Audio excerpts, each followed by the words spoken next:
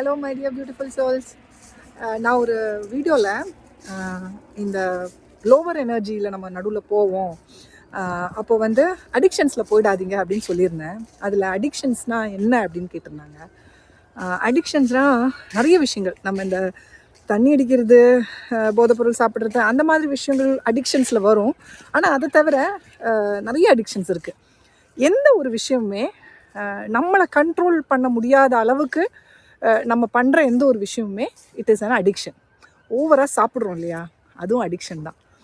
அது நான்வெஜ்ஜாக இருக்கட்டும், சாதாரண ஃபுட்டாக இருக்கட்டும், பயங்கரமாக காஃபி குடிக்கிறது, அதாவது நம்ம ஏதோ ஒரு ஸ்ட்ரெஸ்லேருந்து ரிலீவ் ஆகிறதுக்காக நம்மளை கண்ட்ரோல் பண்ணுறதுக்கு நம்மளால் முடியல. ஸோ எக்ஸ்டர்னலி எதையோ ஒன்று கொண்டு வந்து நம்ம அந்த கண்ட்ரோலில் வச்சுக்கிறதுக்காக ட்ரை பண்ணுறோம்.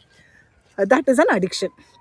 ஸோ ஃபுட்டு சாப்பிட்றது, காஃபி குடிக்கிறது, ரொம்ப ஸ்வீட் அதிகமாக சாப்பிட்றது, ஈட்டிங் எனிதிங், அந்த மாதிரி விஷயங்கள். அப்புறம் பயங்கரமாக மூவிஸ் இல்லை சோஷியல் மீடியா, ரொம்ப ஃபுல் டைம் வந்து நம்ம ஃப்ரீயாக நம்ம மைண்டை வைக்கிறதுக்கே நமக்கு பயமாக இருக்கும். அதனால நம்ம வந்து சோஷியல் மீடியாவை யூஸ் பண்ணிக்கிட்டே இருப்போம், மூவிஸ் பார்த்துக்கிட்டே இருப்போம். So keeping ourselves engaged, ரொம்ப அதிகமாக ஃப்ரெண்ட்ஸு கூட யாராவதெல்லாம் என் கூட இருக்கணும் அப்படிங்கிற எண்ணம் எப்போதுமே. So you are not understanding your self. நம்ம சோலை வந்து புரிஞ்சுக்கிறதுக்கோ அந்த ஒரு ஸ்பேஸை கொடுக்கறதுக்கு பயம். ஏன்னா அந்த சோலை வந்து ஃபேஸ் பண்ணுறது அப்படிங்கிறது ஈஸி கிடையாது. அதை ஃபேஸ் பண்ணி அந்த தனியாக இருக்கிற ஒரு மொமெண்ட் வந்ததுக்கு அப்புறம் தான் இது இவ்வளோ சந்தோஷமா அப்படிங்கிறது தெரியும். நானும் இனிஷியல் டேஸ்லலாம் வந்து நிறைய இந்த மாதிரி ஃபுட்டு சாப்பிட்றது தான் என்னோடய பெரிய அடிக்ஷனே. அதே மாதிரி மூவிஸாக பார்த்துக்கிட்டு இருப்பேன் டைம் போகிறதுக்காக.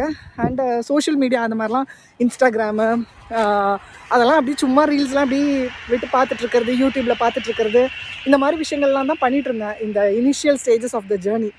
So these are all addictions. அங்கேருந்து நம்ம வந்து வெளியில் வர மாட்டோம். வாட் ஹேப்பன்ஸ் இஸ் லூப் மாதிரி அதிலே இருப்போம்.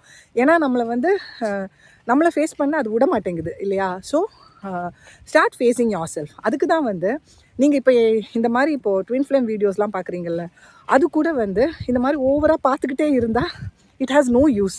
நம்ம ஒர்க் பண்ணணும். சும்மா நிறைய பார்த்துட்டு கன்ஃபியூஸ்ட் ஆகிட்டு கடைசியில் இந்த ஜேர்னியே போய் இந்த மாதிரி யாரோலாம் எதோ கிளப்பி விடுறாங்க அப்படின்னு சொல்லுவோம் நம்ம. அது ஏன் அப்படின்னா we are not working on ourselves. சும்மா பார்த்துக்கிட்டு இருந்தால் எந்த பிரயோஜனமும் கிடையாது. நான் முன்னாடி ஒரு வீடியோவில் சொல்லியிருக்கேன், கீப் அ டைம்.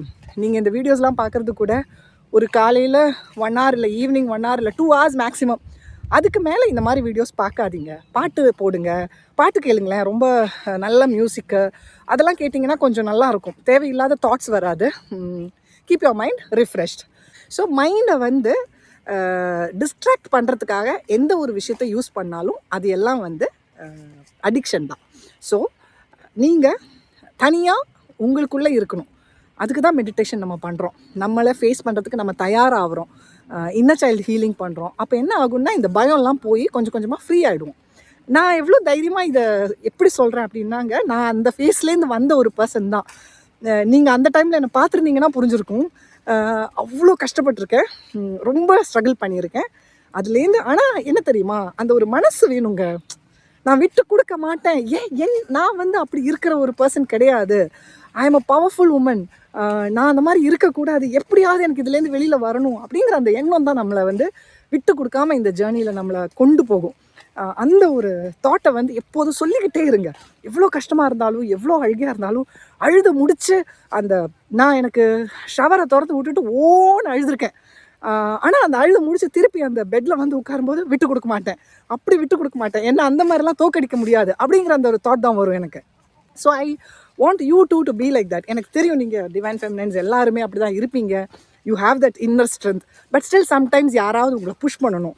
ஸோ அதுக்கு தான் நான் இருக்கேன், உங்களை எப்போதுமே புஷ் பண்ணுறதுக்கு. வந்து அப்படியே புஷ் பண்ணி உட்கார விட மாட்டேனே. I want you all to come out of this journey and be happy. எனக்கு தெரியும் இப்போ அழுகிற நிறைய பேர், ரொம்ப கஷ்டப்படுற நிறைய பேர், இந்த ஜேர்னியை வந்து குறை சொல்கிறவங்க, வந்து கேள்விகள் கேட்குறவங்க எல்லாருமே வந்து யூ வில் சேஞ்ச் ஒன் டே.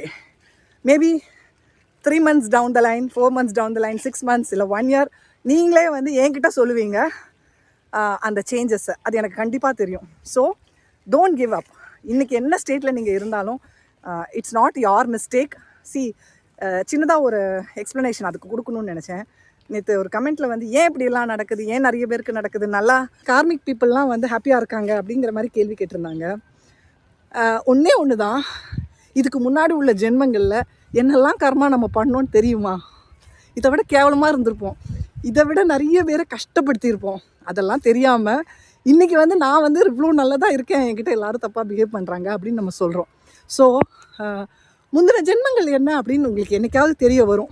அன்றைக்கி நீங்கள் ஃபீல் பண்ணுவீங்க, அப்போது நீங்கள் புரிஞ்சுப்பீங்க ஏன் இப்படிலாம் நடக்குதுன்னு. So don't question God. உங்களுக்கு எப்போ எந்த ஆன்சர் உங்களுக்கு தெரியணும் அப்படின்னு கடவுள் நினைக்கிறாரோ அப்போ அது வந்து உங்களுக்கு ரிவீல் ஆகும். ஸோ ஹாப்பியாக ஃபேஸ் பண்ணுங்கள். Don't get into addictions. அதுதான் இப்போ நான் சொல்லிட்டு வந்ததே. ஸ்லோலி நீங்கள் வந்து உங்களோட ஃபார்மில் வாங்க. உங்களால் பண்ண முடிஞ்ச சின்ன விஷயம், நான் தான் சொல்லுவேன், டான்ஸு, பாட்டு, அந்த மாதிரி விஷயங்கள் எதுவுமே பண்ண முடியலன்னா இந்த பாட்டெல்லாம் கேட்குறதே ஒரு நல்ல விஷயந்தான். நல்ல ஹாப்பியான சாங்ஸு உங்கள் மூடுக்கு எது பிடிக்குதோ. ஏன்னா ஒவ்வொருத்தங்களுக்கும் ஒவ்வொரு பாட்டு பிடிக்கும். 80s பாட்டு பிடிக்கும், 60s பாட்டு பிடிக்கும், 90s பிடிக்கும், 2000 பிடிக்கும், லேட்டஸ்ட் பிடிக்கும்.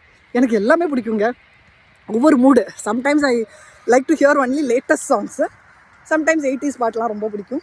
ஸோ அந்த மாதிரி நம்ம மூடு பொறுத்து இல்லையா, அப்படி வைங்க, என்ஜாய் பண்ணுங்கள். And I am again saying, இப்போ உங்களுக்கு இதில் கஷ்டமாக தோணுது, இந்த ஜேர்னியில் பயம் இருக்குது, என்னென்னவோ தோணுதுன்னா it's because you are changing. It's for the good. நம்புங்க, என்ன நம்புங்க. நீங்கள் பார்க்காததுனால தானே கடவுளை நம்ப மாட்டேங்கிறீங்க. ஆனால் நான் வந்து ஒரு எக்ஸாம்பிளாக உங்கள் முன்னாடி நிற்கிறேன். என்ன நம்புங்க. அதுக்காக நான் என்றைக்குமே ஹாப்பியாக சந்தோஷமாக இருக்கேன்னு நினைக்காதீங்க. நானும் அழுவேன், ஆனால் சரண்டர் பண்ணுவேங்க. அந்த அழுகையெல்லாம் முடிஞ்சதுக்கப்புறம் எனக்கு தெரியும் என்னால் எதுவுமே பண்ண முடியாது அப்படின்னு. ரொம்ப கஷ்டம். ஆக்சுவலி பாடி ஹீலிங் அப்படிங்கிறது ரொம்ப கஷ்டம். இப்போ தான் நான் வந்து அதையே வந்து ஓரளவு கொஞ்சம் பெட்டரான ஒரு ஸ்டேட்டுக்கு வந்திருக்கேன். ஏன்னா நம்ம மைண்டு ஹீல் ஆகி மைண்டுக்கு எல்லாமே தெரியும், ஆனாலும் உங்கள் பாடி இருக்குல்ல அவ்வளோ சீக்கிரமாக ஹீல் ஆகிடாது. செம்மையாக ஸ்ட்ரெஸ் கொடுக்கும், என்ன பண்ணுறதுனே தெரியாது. அந்த மாதிரி ஒரு ஸ்டேட்டுக்கு நம்ம போவோம். ஓகே டியர்ஸ், அப்போ நான் சொல்ல வந்தது, don't get into any kind of addictions. எதையுமே வந்து வெளியில் ஒரு மனுஷனாக இருக்கட்டும், ஒரு விஷயமா இருக்கட்டும், don't get into any of those things too much. தேவைக்கு எல்லாமே இருக்கணும், ஆனால் அந்த ஒரு விஷயத்தினால உங்களோட பெயினை மறக்கிறதுக்காக நீங்கள் போகக்கூடாது. ஓகே டியர்ஸ், டேக் கேர், பாய்.